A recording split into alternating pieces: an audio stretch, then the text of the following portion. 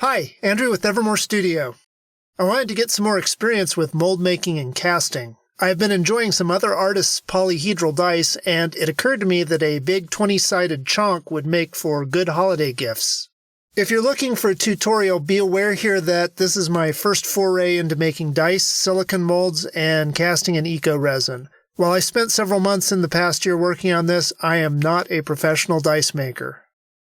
I designed a 42mm 20-sided die using a custom font I licensed in the open-source 3D modeling powerhouse Blender.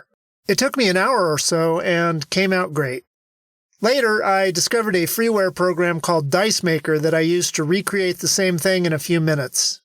I used the Blender model going forward, but Dice Maker would be a great choice if you aren't doing anything fancier than custom fonts. I pulled my model into Chi2 Box to add fin-style supports and sent it to my 3D resin printer. I had some difficulty getting a workable print. Initially, there were some physical issues with my resin printer. After that, prints were plagued with minor flaws, such as single tiny pits in random places. While I assumed color wouldn't matter, I saw a dramatic improvement when I switched from Soriatec Fast Smoky Black to Soriatec Fast Navy Gray resin. Once I had decent prints, they still needed some sanding and polishing to get rid of spots from where the supports connected and the layer lines. I did that with fairly fine sandpaper, 800 grit and up, and Zona polishing papers. I modeled and printed a two-piece mold form in an appropriate size. I started by making simple cap molds. The mold form goes on a piece of polyester sticker paper. I sealed around the form with hot glue to minimize silicone leaks. The printed die gets stuck to the sticker paper in the center of the form. The original plan was to use this reusable thermal mold making stuff to make a mold. After heating it up and messing with it for a few minutes, though, I could tell it just wasn't going to work well. Moving on, I used the Soriatec Defiant 25 silicone to make my molds. Guessing at the appropriate volume, I weighed the two parts of the silicone and mixed them together. Pouring the mixed silicone into a new clean mixing cup and mixing some more ensures that there is no unmixed silicone. This best practice is called double mixing. I don't have a vacuum chamber to degas the silicone.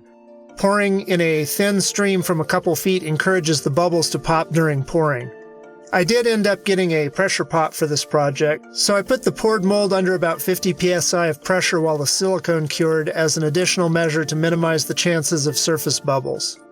50 psi is in excess of the pressure I'm likely to use when casting, so that should make for a mold that won't deform at normal casting pressure.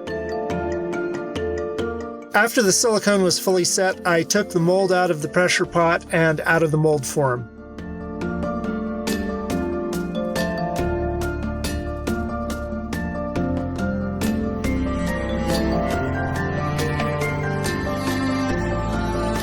I cut keys around the edges of the top so that the cap of the mold can be aligned easily.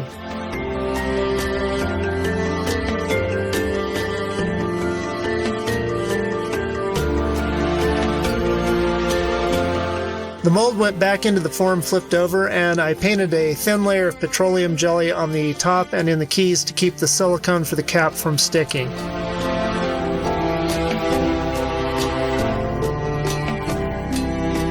I mixed, poured, and pressurized the cap the same as before.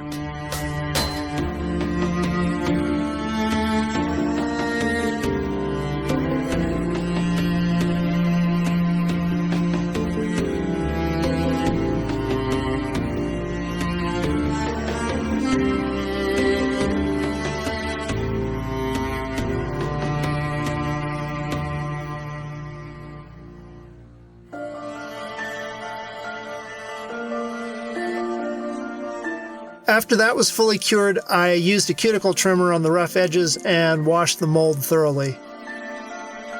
For casting, I decided to use an eco-resin called Jesmonite. Jesmonite is an opaque material that hardens with a stone-like finish. It mixes well with pigments, allowing for some really beautiful effects and various pouring techniques. While I got some nice castings from my molds, I kept ending up with a small crescent bit disappearing from the molds along one of the top edges. They could still produce workable dice, but there was a little extra flash that left a sort of bruised-looking spot on some colors of dice when it was removed.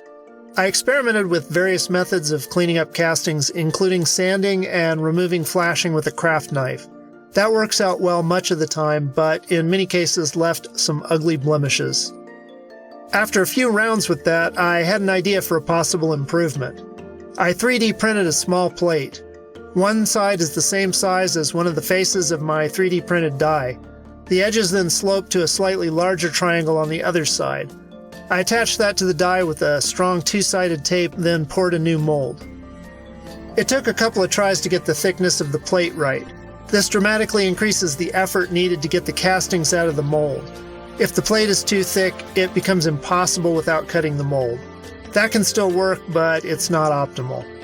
The thickness of the bottom of the mold, the amount of silicone above the top of the die poured in the first part of the mold, is also a factor in how easy it is to remove castings, so I learned to be careful with that too. Castings from this mold come out with almost no flash, and there are no thin areas around the top face to be damaged easily. It can be difficult to get the mixing ratio and viscosity optimal for pouring Jesmonite in small quantities like this. I was initially adjusting the amount of liquid component to change the viscosity. I started adding small amounts of the retardant to help and to extend the working time a little. Eventually, it occurred to me that Jesmonite is a water-based eco-resin, so adding a small amount of water also works for adjusting the viscosity.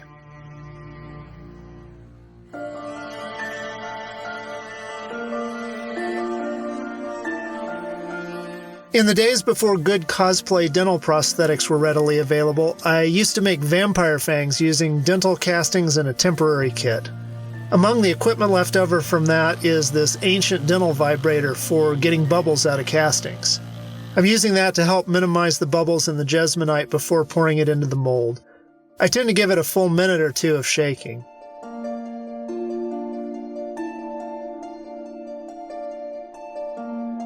After filling, I squish, stretch, and tap the mold to try to eliminate any voids.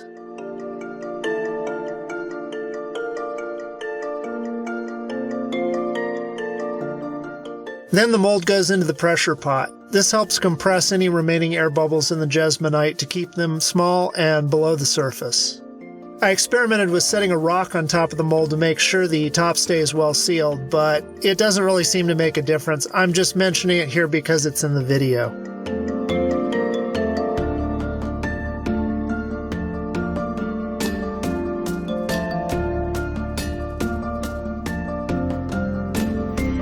I discovered that I was able to save some wear on my thumbs by using a hard rubber lacrosse ball to push castings out of these molds. Jesmonite castings need to come out of the mold after about an hour and then be left to fully cure. After curing, I remove any surface debris, then paint in the numbers with acrylic paint.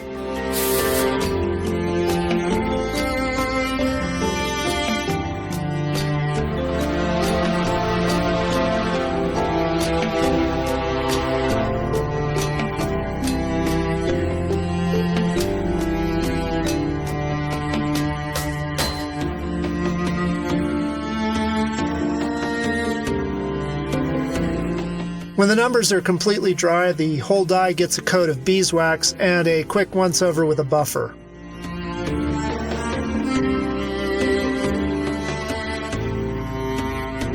Playing with different pigments and finishes is a lot of fun. I ended up making a few more dice than I really needed.